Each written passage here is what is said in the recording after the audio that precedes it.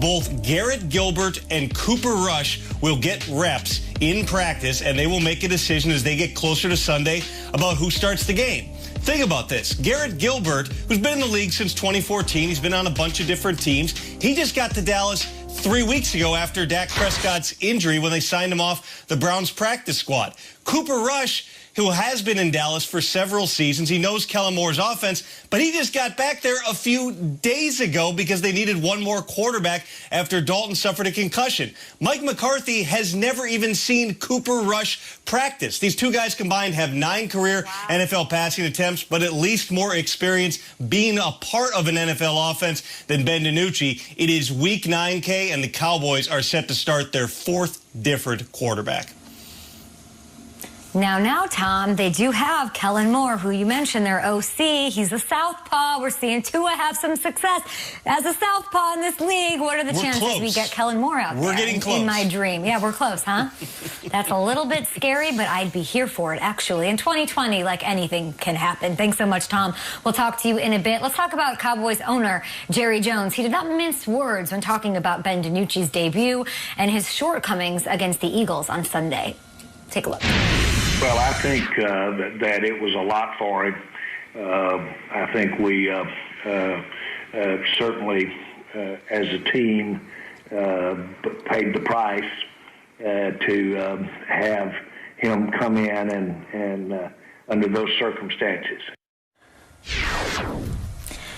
All right, Kyle, I need you, buddy. Believe it or not. Ding. Thank you. Appreciate you. Okay, let's stick with the Cowboys, guys, and talk about this. Let's play around the believe it or not. The Cowboys' disappointing season ultimately falls on the shoulders of the players. Nate? Before I add my question in, let me first say that Seneca Wallace is also assistant quarterbacks coach for the Dallas Cowboys. Saying, my man, running out of players. Suit up one of your coaches. They know the playbook better than the players do. Who's to blame, the players or the coaches? As a player, after every loss, I'd walk into the locker room, sit down, collect my thoughts, and I would look across, and I would blame the guys in the locker room, including myself. I would always ask, what could we have done to win this game? What could we have done better? Could we have played harder? Could we have made one more play than the other team? And I've always walked away not pointing the finger at the coaching staff. I always thought that was a cop-out, that was weak for a player, to look to the sideline to a coach that didn't suit up all game and blame the guy who created the game plan. With that said, I do feel like this is split blame, because this team is way too talented for the coaching staff not to come up with a game plan each week to win games. And that starts when Dak Prescott was a quarterback all the way to DiNucci being the QB.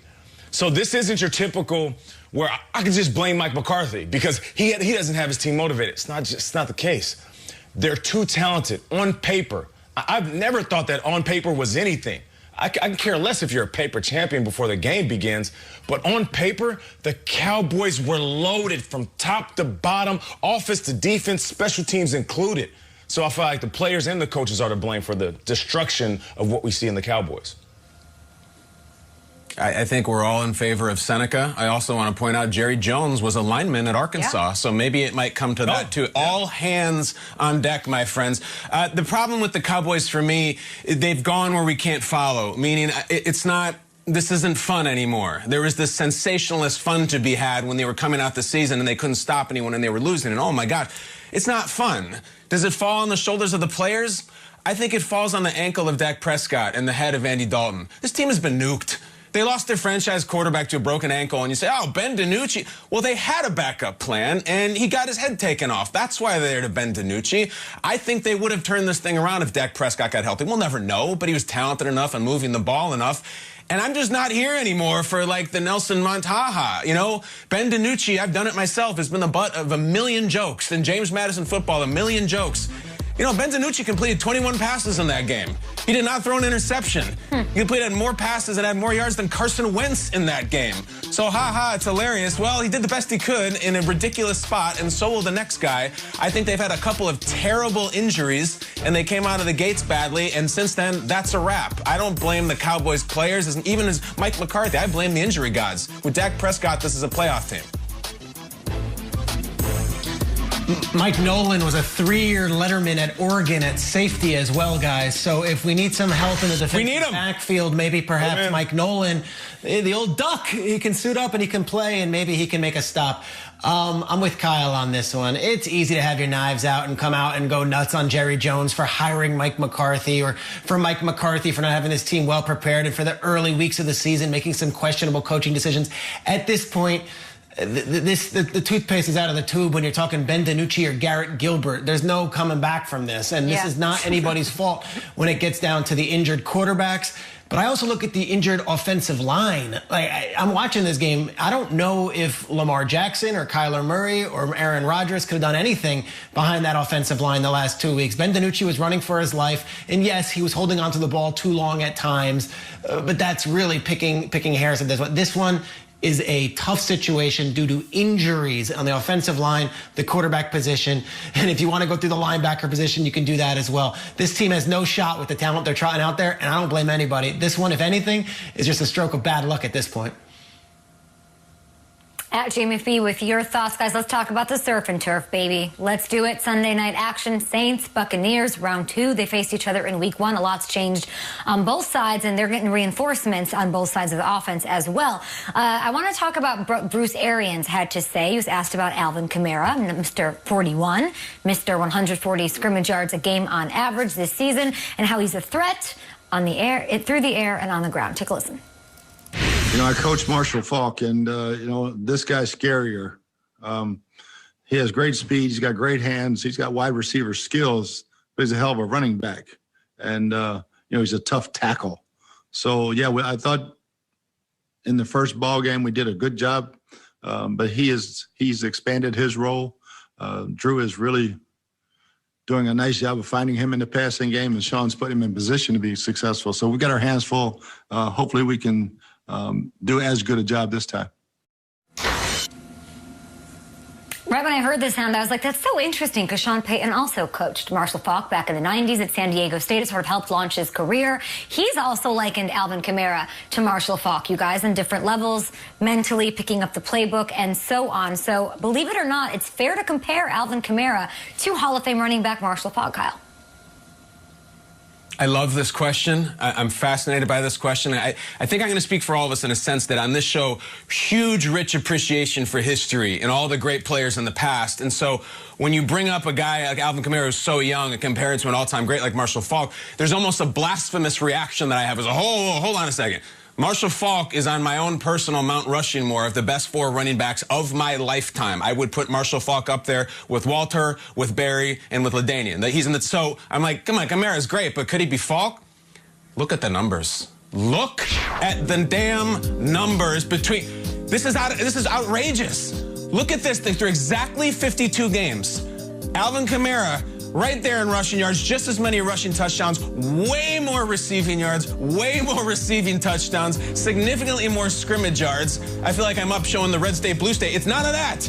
It's all gold in the end zone. Way more touchdowns. So it's not only fair to compare, I don't really think it's a very good comparison because Kamara is that far in front of him. It's wild. I mean, I learned something. I knew Alvin Kamara was good.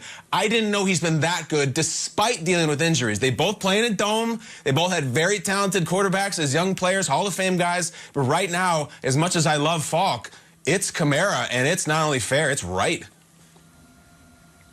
Okay, well, that was the first 52 games of Marshall Faulk's career. Marshall Faulk, after those first 52 games, would go on to be a 3-time NFL Offensive Player of the Year and an MVP winner. And the city of New Orleans is very interesting for me when you say Marshall Faulk's name. You know, Marshall Faulk grew up in the 9th Ward at Carver High School, sold popcorn at Saints games as a kid in the concession stand. Marshall Faulk is New Orleans football. He is the heart and soul of New Orleans football in high school ranks, and has given so much money and so much attention to not only rebuilding New Orleans after Katrina, but still to this day. So when you say Marshall Faulk's name in New Orleans, you better bring it. I love Alvin Kamara. Marshall Faulk went to 7 Pro Bowls, was a 3-time first-team All-Pro, a 3-time second-team All-Pro, an MVP, a 3-time NFL Offensive Player of the Year winner, and has Super Bowl ring. So I'm going to say it's fine to compare the numbers and compare the skill sets, and no one would know it more than Arians and Peyton, who actually coached both men. But I can't look at their careers yet and say that Kamara's on the same possibility as Marshall Faulk's career. He's going to have to even get better over the second half of his career, and that is very rare for running backs these days. I hope so. He's having a great season. Is he the league MVP this year? If he is, that's a start at getting near Marshall Faulk's career. Shregs, you're shutting it down. I believe it. Well put. I believe it, KB. Not shutting it down. I'm saying it's high praise.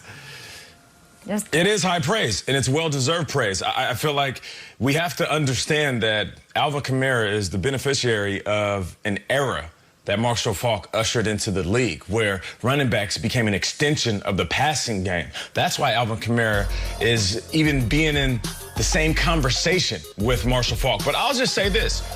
I believe this. It is fair, and just like KB said, if you look at the numbers, you can't argue it. And I know the purist of the game, the traditionalists of the game will say, that's blasphemy. You don't compare anybody that's young to our legends, Super Bowl champions and Hall of Famers. Guess what? Young generation of talent is coming.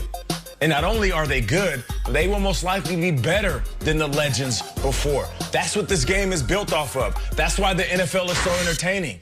That each year we usher in a new group of individuals that will be better than the guys we praised in the past. All due respect to Marshall Faulk. Played against him, worked with him. He's a legend. But Alvin Kamara is right there, and he's spot on. Of course, we're going to wait and see if he has longevity. It's the same thing we say about a lot of guys. But Alvin Kamara